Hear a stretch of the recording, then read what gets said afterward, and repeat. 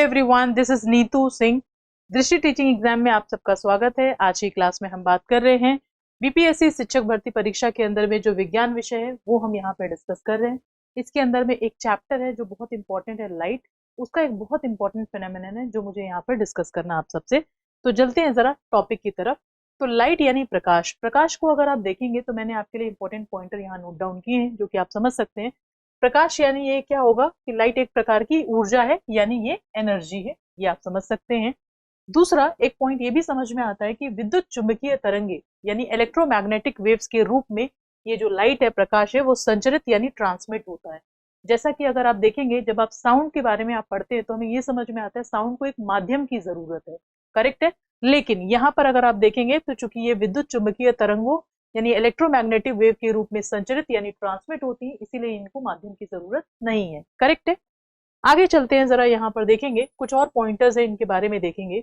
Nature of light यानी प्रकाश की प्रकृति के बारे में अगर हम डिस्कस करें तो यहाँ पर हम समझते हैं जब कोई वस्तु अपने पर पड़ने वाले प्रकाश को परावर्तित यानी रिफ्लेक्ट कर देती है, यह परावर्तित प्रकाश जब हमारी आंखों पर पड़ता है तो हमें वस्तु दिखाई देती है। रीजन यही होता है, अगर आप देखें कि अगर लाइट है, लाइट हमारे ऊपर पड़ती है और कहीं ना कहीं रिफ्लेक्ट कर रही है, तो इसकी वजह से ही हम कहीं ना कहीं हमारी आंखों तक पड़ेगा, तब जाके हम उसको देख पाएंगे। तो सेम वही पॉइंट है जो हम यहाँ पर कह रहे हैं कि भाई कोई भी वस्तु है अपने पर पड़ने वाले प्रकाश को क्या करती है, परावर्तित यानी रिफ्लेक्ट करती है, और यही परिवर्तित प्रकाश जब हमारी आंखों पर पड़ रहा है तब जाके उस वस्तु को हम देख पा रहे हैं। नटशल में अगर बोला जाए, किसी भी ऑब्जेक्ट को अगर हमारे आसपास अगर हम देख पा रहे हैं, वो प्रकाश की वजह से ही कहीं ना कहीं संभव है, ठीक।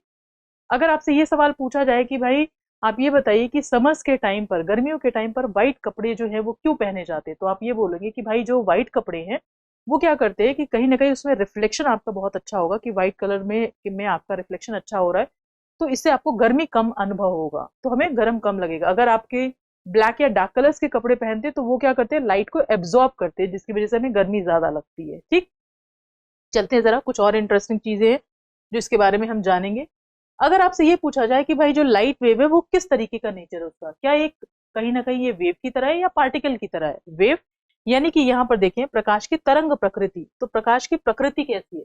जब आप प्रकाश के जो फेनोमेनन है ना, जैसे अगर आप देखेंगे रिफ्लेक्शन के लिए, रिफ्लेक्शन हो गया, रिफ्रैक्शन हो गया, डिफ्रैक्शन हो गया, तो परावर्तन, अपवर्तन, ये सब जब आप पढ़ते हैं तो कहीं ना कहीं हमें ये समझ में आता है कि जो लाइट है, कुछ वैज्ञानिक मानते हैं कि इनका वेव नेचर का इनकी प्रकृति होगी, यानी कि जो प्रकाश की तरंग प्रकृति होगी। लेकिन कुछ वैज्ञानिक का ये भी मानना है कि भाई जो पार्टिकल नेचर ऑफ लाइट है, प्रकाश की जो कण प्रकृति है, इसका मतलब क्या हुआ, प्रकाश के अंदर अगर देखा जाए तो कहीं ना कहीं फोटोन में यानी पैकेट ऑफ एनर्जी उनके अंदर में है, और वो कण की तरह है, तो उनके अंदर पैकेट ऑफ एनर्जी यानी उसको हम क्या बोलते हैं, फोटोन। तो नटशल में अगर हम यहाँ पर समझें तो भाई जो प्रकाश तरंग है उनके अंदर में आपका वेव नेचर भी है और दूसरा आपका पार्टिकल नेचर भी है, ठीक। क्लियर है ये। आगे बढ़ते हैं जरा। नेक्स्ट एक पॉइंट आता है कि अगर आप ये बताइए, आपसे पूछा जाए कि भाई ये बताइए कि छाया कैसे बनेगी। छाया बनने के लिए अगर आप देखेंगे, यहाँ पर एक लाइट सोर्स है, यहाँ पर एक ऑब्जेक्ट है, यहाँ पर अगर आप देखें ह्यूमन है, ऑब्वियस सी बात है, मैं लाइट के सेंस में बोल रही हूँ कि अगर आप यहाँ प्रकाश जब पड़ेगा, चूंकि इससे आर पार नहीं जा रहा, तो इसकी जो इमेज है वो यहाँ पर बन रही है, करेक्ट है। तो यही एक रीजन होगा यहाँ पर, तब जाके यहाँ पर छाया बनेगा, ठीक। ये पॉइंट क्लियर है, साफ साफ हमें कहीं ना कहीं इमेज में समझ आ रहा है। आगे की तरफ जरा चलते हैं और यहाँ पर देखेंगे प्रकाश का परावर्तन, जो आज के लिए हमारे लिए बहुत बहुत बहुत इंपॉर्टेंट टॉपिक है, इसको ही हम यहाँ पर डिस्कस करना चाहते हैं। आइडियली अगर आप देखेंगे तो ये हमारे पास क्या है, प्लेन मिरर है। प्लेन मिरर में यानी जिसको हम बोलते हैं प्लेन मिरर यानी समतल दर्पण, प्लेन मिरर जिसको हम बोलते हैं समतल दर्पण, ठीक। हमने क्या किया है, इस सरफेस को हमने पेंट किया हुआ, दिख रहा है आपको। कई बार आपने देखा होगा कुछ मिरर है गलती से टूट जाते हैं तो उनके पीछे का हिस्सा क्या होता है, पेंट होता है, ठीक। ये क्या है, आपतित किरण, जिसको हम बोलते हैं इंसिडेंट रे, इंसिडेंट रे, ठीक। ये आपका अभिलंब, जो कि यहाँ पर इस बेस से आप देखेंगे इधर भी 90 डिग्री बनाएगा, इधर भी 90 डिग्री बनाएगा। ये कैसे पता है, एक स्ट्रेट लाइन अगर आप देखते हैं तो ये हमेशा 90 डिग्री इधर भी बनाता है, 90 डिग्री इधर भी बनाएगा, या नटशल में कह सकते हैं कि भैया देखो ये आपका 180 डिग्री बनाए, एक स्ट्रेट लाइन जो होता है वो 180 डिग्री बनाता है, ठीक। ये पॉइंट समझ में आता है। आगे बढ़ेंगे जरा। यहाँ पर हो गया, ये आपके पास इंसिडेंट रे है, जिसको हम यहाँ पर, ये आई है, इसको हम बोलते हैं आपतित कोण, या फिर इसको हम बोलेंगे एंगल ऑफ इंसिडेंस। तो आई को लिखेंगे हम एंगल ऑफ इंसिडेंस,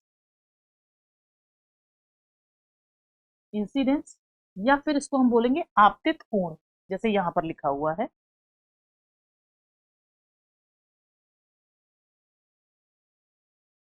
ठीक, अच्छा ये मेरे पास क्या हो जाएगा, आर क्या हो जाएगा, एंगल ऑफ रिफ्लेक्शन। होता क्या है अभी हम डिस्कस करेंगे हम, जिसको हम यहां पर परावर्तित कोण भी बोलेंगे।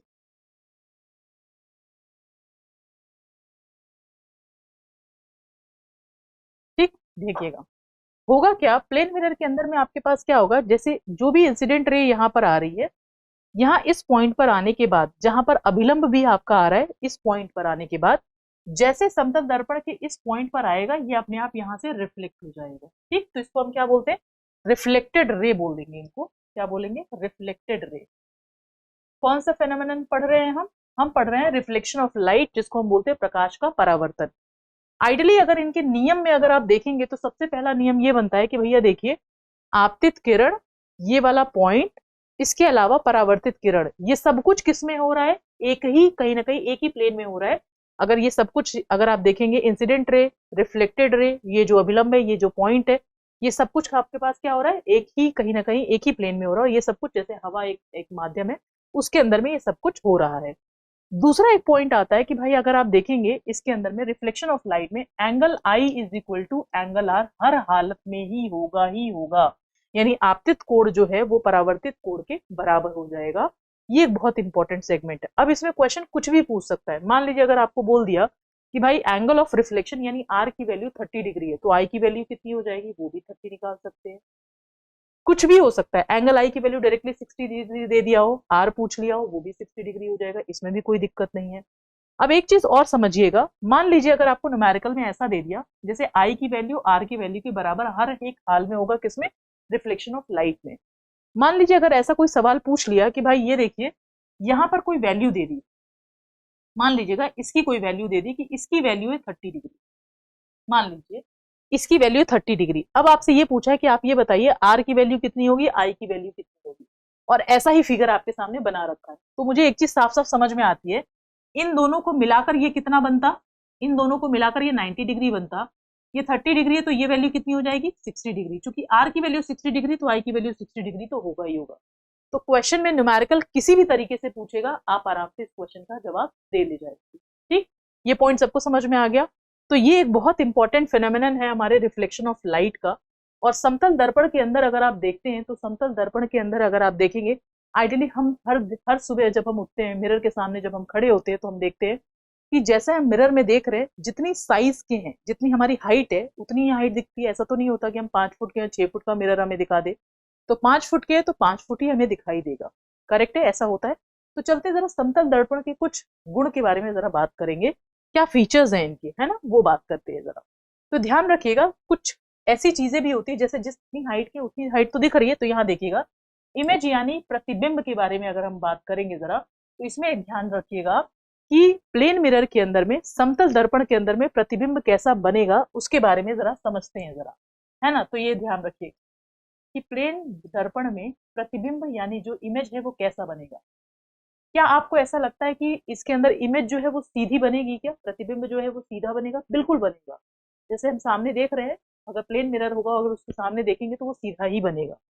क्या आपको ऐसा लगता है यहाँ आभासी बनेगा, बिल्कुल आभासी बनेगा। क्या बिंब के साइज का प्रतिबिंब होगा, बिल्कुल सही बात है, यानी ऑब्जेक्ट का जो साइज होगा उसी हिसाब से उसका इमेज बनेगा। ये डायरेक्ट क्वेश्चन आपके एग्जाम में आएंगे कि समतल, आप ये बताइए कि प्लेन मिरर के अंदर में अगर आपसे ये पूछ लिया जाए कि प्लेन मिरर या फिर समतल दर्पण में, यहां पर देखेंगे समतल दर्पण में किस तरीके का इमेज बनेगा, तो यहाँ पर हम लिखेंगे कि भाई ये सीधा होगा, आभासी होगा और बिंब के साइज का प्रतिबिंब होगा। लेकिन एक चीज और इसके अंदर में होती है, वो होता है लेटरल इन्वर्जन। लेटरल इन्वर्जन का मतलब क्या है, अगर आप कहीं ना कहीं प्लेन मिरर के सामने अगर आप खड़े हैं, तो आपका जो राइट है वो लेफ्ट की तरफ और लेफ्ट और राइट की तरफ दिखता है।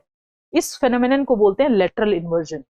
अगर फिर भी समझ नहीं आया तो आप एक काम करिएगा, आप कहीं ना कहीं मिरर के सामने प्रिंटेड टी शर्ट पहनकर आप खड़े हो जाएंगे, तो आपकी हाइट जितनी है उतनी ही हाइट दिखेगी, जैसा आपका फेयर, आपके फेस का कॉम्प्लेक्शन है उसी के हिसाब से आप मिरर के सामने खड़े वैसा ही आपको दिखेगा, सीधा दिखेगा आपको। लेकिन जो प्रिंटेड टी शर्ट है के ऊपर जो लेटर्स लिखे हैं वो आपको उल्टे दिखेंगे। तो ये कॉन्सेप्ट आपका लेटरल इन्वर्जन का। इसके पीछे एक और रीजन भी है। जैसा अगर आप देखते हैं, आपने देखा होगा, मान लीजिए एम्बुलेंस है,